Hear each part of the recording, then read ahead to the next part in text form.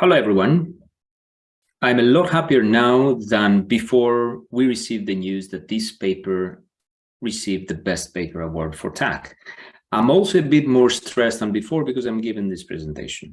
This is the very essence of the ordinal nature of emotions and emergent approach. I'm Yannakakis, and together with Cowie and Carlos Busso, we co-authored this paper a few years back.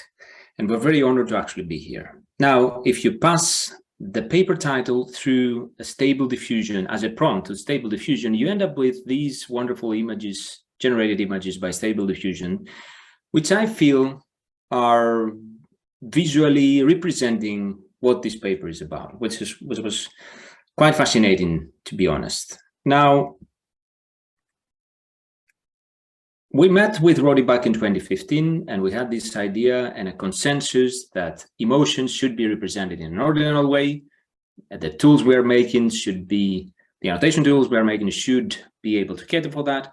And the affect modeling approaches, including machine learning, deep learning, and so on, should be following this sort of principle. Together with Carlos, we authored this IEEE 2017 paper, which got a Best Paper Award. We were invited by TAC to submit an extended version, and here we are today receiving another award.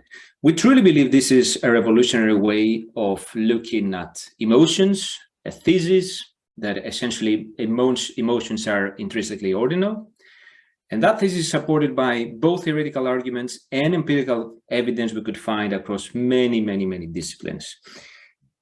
We hope that this thesis and survey paper reframes the way we view emotions, we represent them, and we analyze them computationally. So it comes down to the question, how do we value emotions, right? What is the magnitude, what is the value of a particular emotional state? And if you ask people about that, you usually end up with figures like this one.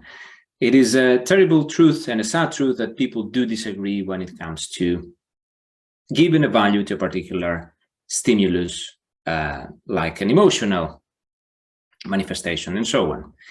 And it's not for humans to blame. There's quite a lot of theoretical grounding supporting why that is the case, because if you can imagine Japan's day-to-day being like that and asking you, how do you feel today? How are you feeling today? Your response would be very different if the weather was like that yesterday, opposed to that, right?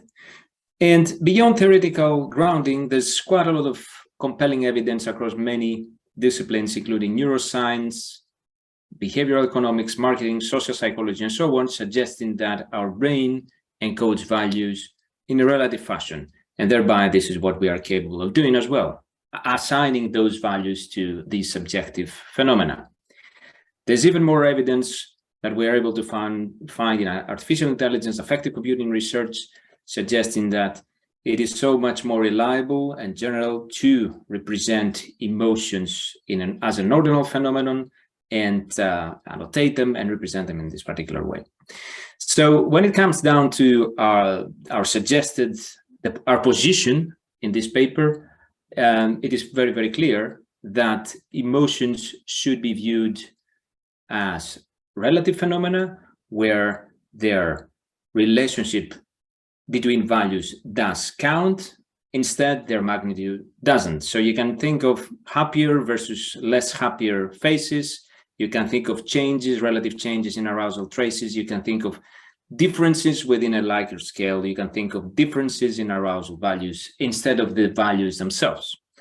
And if you do that, then you end up with a set of guidelines on how to best annotate, how to best process data, and how to best model affect in an ordinal fashion. And a lot of that is given in the paper, very detailed guidelines on how to do that, which brings you to the ordinal lens of affective modeling.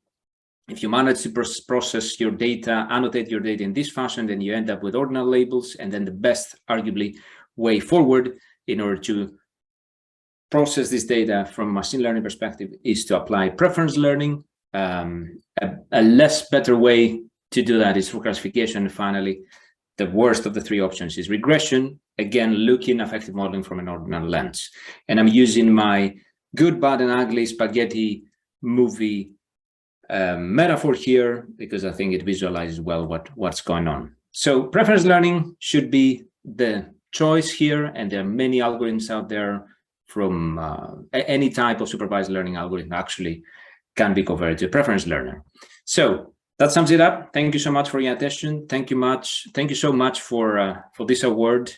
We do hope that the ordinal lens of emotions and the ordinal nature of emotions will inspire many of you and will help you annotate, represent, and model emotions in an ordinal way. Thank you so much for watching.